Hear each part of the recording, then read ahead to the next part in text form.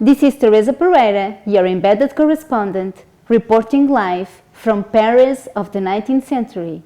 Today, I will share with you the life of a famous artist named Henri Toulouse-Lautrec. Henri Toulouse-Lautrec was born on November 24, 1864 in Albi, France. The Toulouse-Lautrec family was an aristocratic family whose ancestors fought in the Crusades, had little political power in the 19th century, but had substantial wealth. Henri inherited a weakness of bones, and his height never exceeded 4 feet 11. He became a cripple for life. He started drawing as a child, when spending a lot of time in bed. At the age of 17, he left home and went to Paris. He enrolled in the studios of different artists like Bonnat, Ferdinand Cormon, and lived a bohemian life. He passed to history as the pioneer of the poster. We are now in the second half of the 19th century, and I'm your embedded correspondent reporting live from Paris.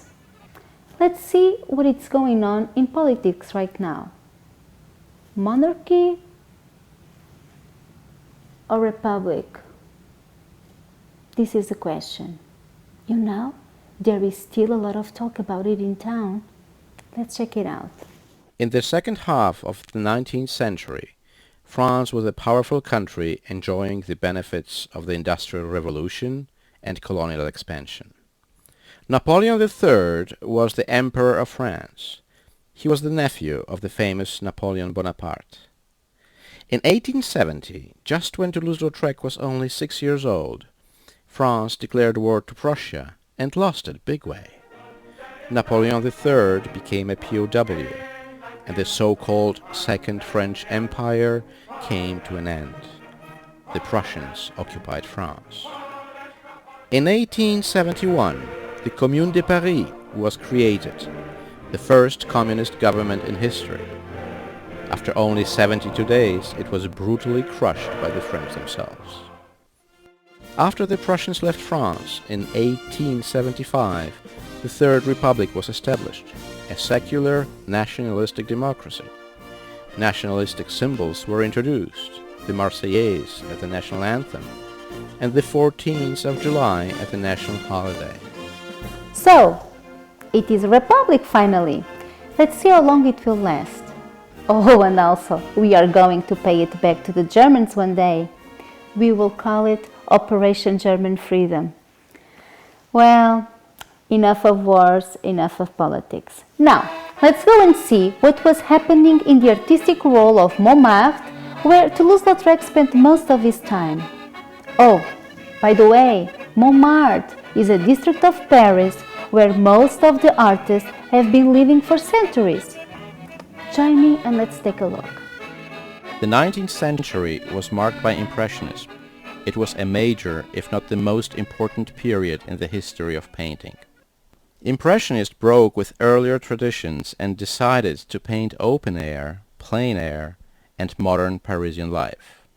They have seen the nature as a social experience in the form of picnics, boating parties, and similar events.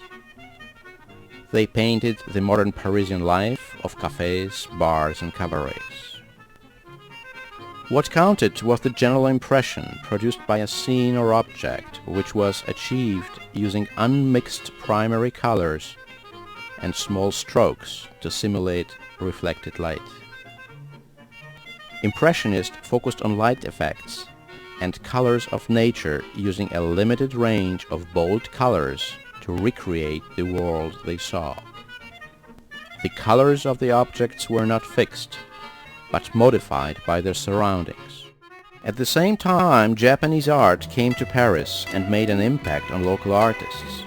It combined areas of solid color with stylized outlines, emphasizing the surface pattern of the print. The viewer's eye was encouraged to wander over the flat plane.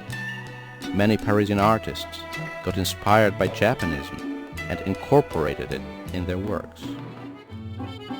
Post-Impressionism is a term describing all the art created after the era of Impressionism.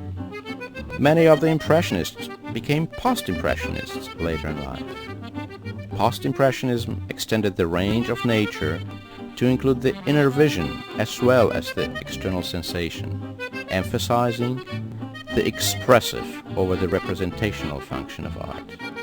Did you like it? I did. I love it. Isn't it amazing? Those guys did all of that without Macintosh, Illustrator, Photoshop. What am I talking about? Those things are not invented yet. Let's go back to Toulouse-Lautrec and take a look at some of his masterpieces. Come and join me. Toulouse-Lautrec's legacy consists of paintings and posters. Influenced by Degas and Gauguin, Toulouse-Lautrec painted Bohemian Paris as a center of sex and adventurism. Opposite to Degas, who participated in the brothel life as an elegant observer, Toulouse-Lautrec became an insider in the lives of prostitutes, pimps, and alcoholics. He was accepted in their world. Unfortunately, his paintings were too polemical and didn't make it to the most important galleries and expositions in Paris. Henri Toulouse-Lautrec passed to history as the pioneer of the modern poster, introducing a bold simplification of form, space, and composition. Jane April was a famous dancer in the cabarets of Paris. She was Toulouse-Lautrec's personal friend and served as his model for a long time. Aristide Bruant was a singer and manager of a famous cabaret in Montmartre, Paris, where Toulouse-Lautrec was a frequent customer. They became close friends. Lautrec established Bruant's image for the rest of his career. Lautrec made several posters of Mary Milton, another famous cabaret singer of these times. Toulouse-Lautrec designed advertising for dramas, novels, international exhibitions, and journals, using diagonals, vivid colors, curved silhouettes, and flattened space. Lautrec developed posters for several named international companies, including his only American one. Other works addressed historical events, and some were dedicated to the businesses of his friends. Toulouse-Lautrec, the pioneer of the modern poster. Pioneer of the poster? What does it mean? I don't know, but you may know. I'm Teresa Pereira, your embedded correspondent, reporting live from Paris. Et voilà, à bientôt!